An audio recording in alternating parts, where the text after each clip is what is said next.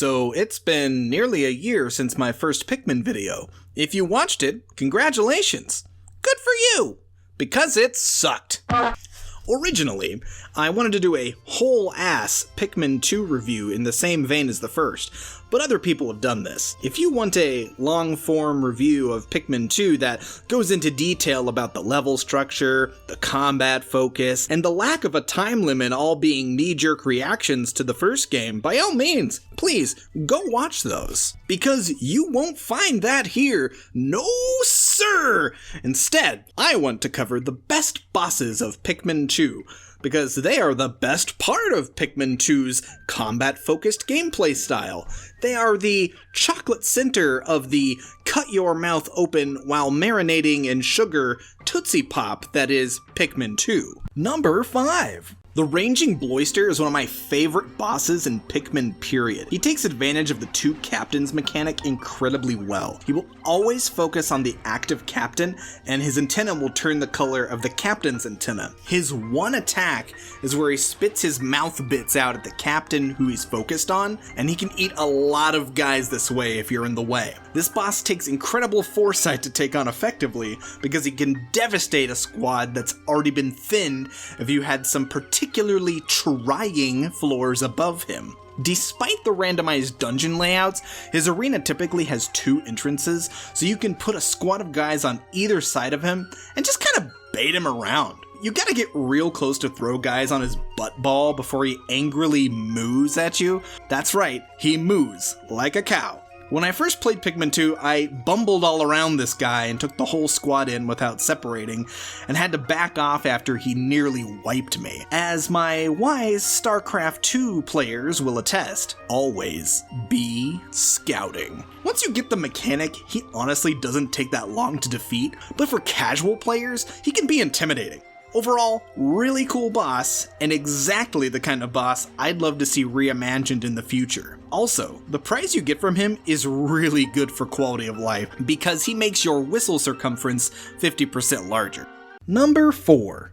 So, the segmented Crobster not only can crush and swipe your team to death, this Sonic the Hedgehog motherfucker is basically immune to the purple Pikmin smash, simply by his weak point being just high enough that they can attach, but not slam like on other enemies. So, not only do you need to bring in reds or yellows to be effective, he can also summon rocks from FU space. That's right.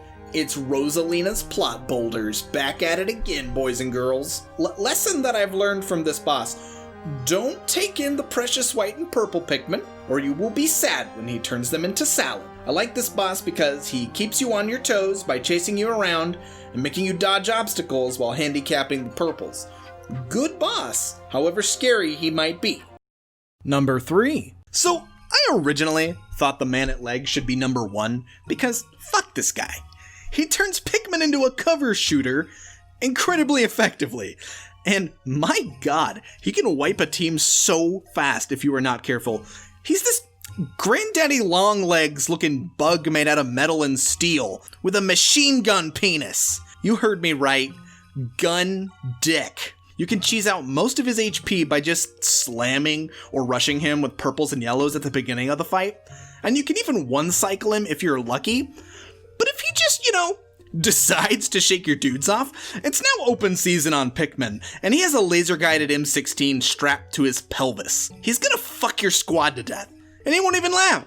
He'll just RoboCop away while screaming, "Thank you for complying, citizen." This thing strikes terror in me every time I fight it, yet every time I play this game, I always take him on, because the prize you get for defeating him makes the dungeons nearly as well lit as the surface world, which is saying a lot, because you normally get a tiny little Diablo 2 nighttime circle of light that goes out maybe 3 Olimar widths away from you. This is a quality of life must-have if you are going for 100%, and especially if you want the final boss or any water dungeon to be fun. I rank this guy at number 3 because in terms of sheer destruction and difficulty to fight, he's a close runner-up to the number 2 spot.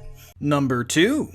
The final boss of Pikmin 2 is an incredibly difficult boss compared to most Pikmin bosses. I'd even call him harder and certainly more destructive than the Plasm Wraith in 3 or the Smoky Prog in 1. He has 4 tools on him he can use to attack: a water gun that drowns your Pikmin, a flamethrower that sets them ablaze, a poison spreader that poisons and panics them, and most devastating of all, an electric attack. All the other attacks are recoverable and won't harm your squad if you are clever and quick enough, but the electric attack quite literally vaporizes any Pikmin that aren't yellow. So unless you take a huge squad of yellows into the Dream Den and have them survive all 13 other floors, you aren't going to have an easy boss fight. I usually go into this room after having cleared every other dungeon, so I'd have every upgrade possible for this fight, but this boss keeps you moving and throwing and surviving the entire fight. I love it. On top of all those attacks, to defeat him, you have to throw Pikmin really high because the Titan Dweevil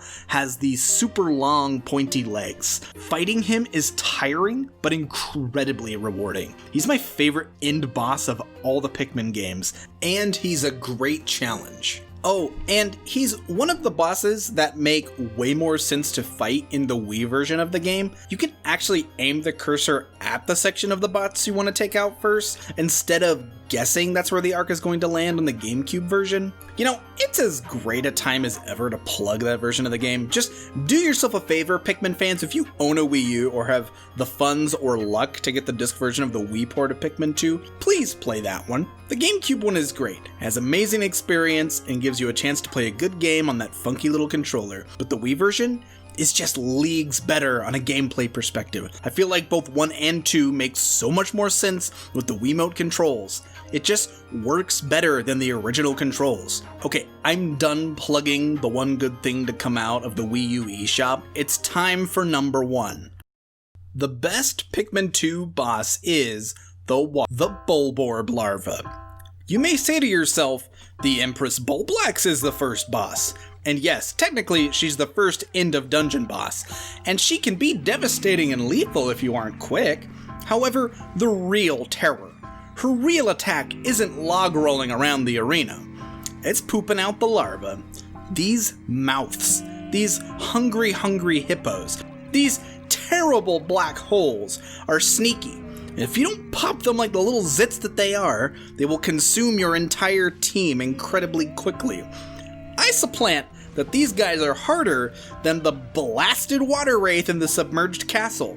He's large and in charge and makes a lot of noise. These things are the solid snakes of Goombas. You won't ever know they're there until it's too late. So don't be like me and lose valuable purple boys to these soulless, hungry, dopey-looking larvae.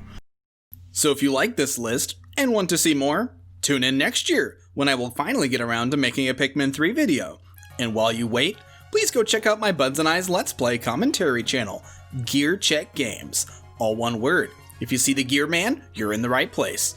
There we've actually played Pikmin 1, among other games. Link in the description. See y'all in a year.